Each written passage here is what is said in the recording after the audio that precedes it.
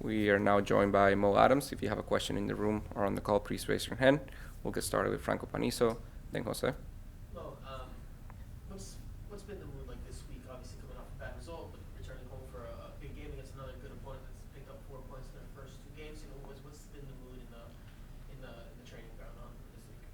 Yeah, obviously coming off a defeat, a 5-1 defeat is never really a good thing, But I think for us it was just about discussing things, going over video, kind of having that internal discussion between the players and also just the staff to kind of go over things. And at the same time, you have to get over it quickly because there's an upcoming game, against a good side. So for us, it was just to kind of look at the things, try iron out the details, and then kind of move forward. Next question, Jose, then Laurie Marquith. Hi, Mo. Can you share some of your responsibilities offensively with the 5-3-2 formation?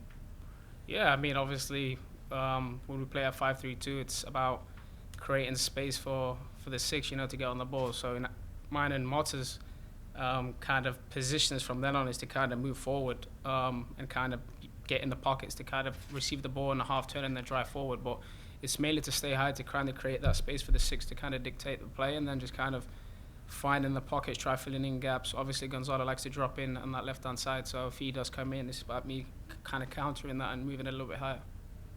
Next question, Lauren, then Chris Whittingham. Thanks, Rafa. Hi, Mo. Hey. Kind of mentioned this in the first question, but the team is playing at Drive-In Stadium. We're back at home, playing in front of the fans. How does the team plan, to bounce back versus LAFC? Yeah, definitely. I think LFC, like I've said, they're a good side, but the game after a defeat like that is always very important for us to kind of find a reaction. We're obviously very excited to kind of get back out, play at home in front of our fans. So yeah, we'll be counting on them to really cheer us on and support us. But at the same time, we want to make this place a difficult venue for teams to come and play. We want to kind of make it our home, and in the sense that every team that comes here faces a big challenge. So I think for us, it's just to kind of dictate the play at home and really be on the front foot, playing their half, and get a result. Next question, Chris Whittingham.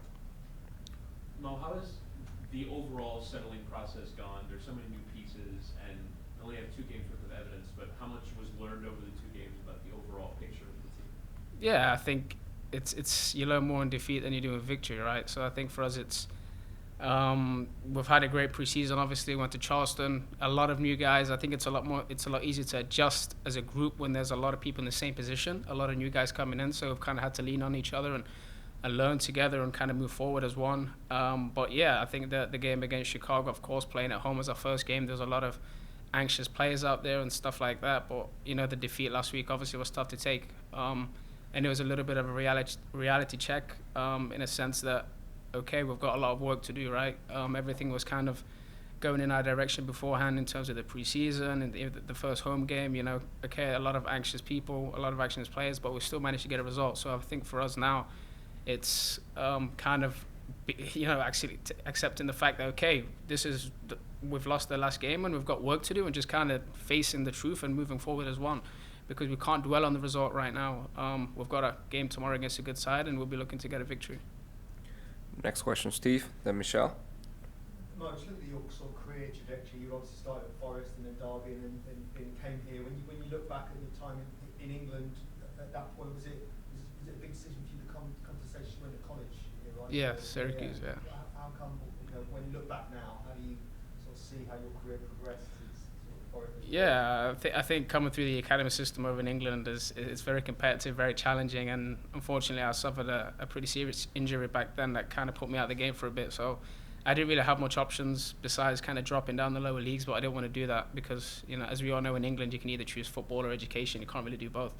So obviously I bought myself a little bit of time by coming over to the US, and that helped me in the sense that I was able to kind of relax, really focus on my football, but at the same time, if that didn't work, I'd be able to kind of get a degree. So thankfully enough, I came to the US with an intention of trying to go pro as soon as I can, and then obviously signed my GA and got drafted to Chicago. But all in all, I think it was the best decision I could have made, and looking back on it, it was definitely the best thing for me.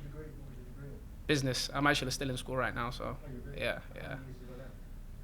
Probably about a year. With the pace I'm going anyway. Yeah. Next question, Michelle, then Ian, then Franco. Hi, Mo. I'm over here on TV. Hey. Actually, speaking of speaking of college, I'm covering the ACC basketball tournament in Brooklyn, New York right now. So, and the Syracuse team was staying at my hotel. I just saw Jim Nice. Boeheim last night. Sorry about that No, result it against Duke happens. yesterday. Anyway, I wanted to ask you what you expect from LA. You know about the league. What exactly do you expect? What are the biggest challenges that they will pose tomorrow? Thank you. Yeah, I think, their front three is very dangerous. Carlos Vela obviously scored a hat-trick in the first game, and one thing they do is, the front three cheats a little bit in the sense that they stay high and they're very effective on transition. So for us, it's just to be aware of that in transition, even when we do have the ball, it's just to kind of maybe be cautious, one of the midfielders, to drop a little bit deep and be, kind of mindful of them in transition. But, very, ball-playing team. Ili Sanchez, obviously, in the middle, is going to try and dictate the tempo. So we'll be looking to get pressure on him, and like I said, it's our home stadium, so we'll be looking to kind of take the game to them, play in their half, and like I said, be mindful of their attacking three. Next question, Ian Hess, then Franco. Hey Mo, over here on the TV as well. Yep. Yeah, hi. You mentioned the role of the six and the pockets, and I wanted to sort of build off of that and ask you about possession and its importance. You probably saw Seattle midweek really dominate a very good Lyon side, 3-0, but they only had 31% possession. This has been a problem with Inter Miami over the course of this tenure sort of so far, with not winning 50%, 51% of possession. How important is it to you, or having possession with a purpose? Where do you see that lie? Yeah, like I said, possession is important, but possession is important to have in the right areas. You want to play in their half. Obviously, with the back three, you're kind of a man up in the sense that you can obviously keep the ball switching from side to side, but at the same time, you have to find areas to be able to penetrate and then move and progress the ball forward. So for us, sometimes when you play against teams, you have to absorb pressure. You have to kind of sit back and wait and pick your moments of when to press or stuff like that. But in terms of possession, like you've asked, it's about getting the ball into the right areas and finding players, like Marta and Rob Taylor, players who are able to kind of receive the ball, turn and go forward and essentially take the game in their half. And then we're able to be patient and move the ball from side to side and look for holes in the middle. Next question, Franco. You touched on it, and Phil touched on it as well. You guys obviously went through film and watched what some of the mistakes you guys made.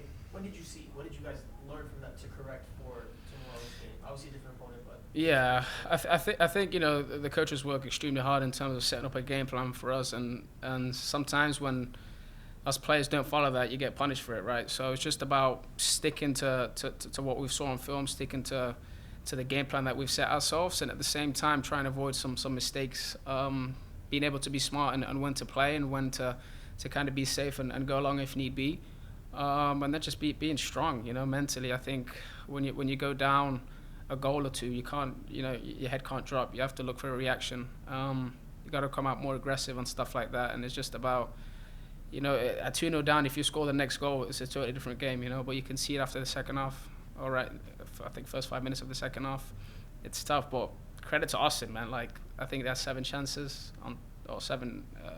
chances created, and they scored 5, so it's got to give them their credit too, yeah. Andrea?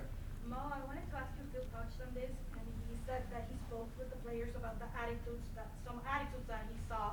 Do you guys speak about that in the locker room? Was it difficult after that defeat? How was the ambience in the locker room, and how it has changed throughout this week?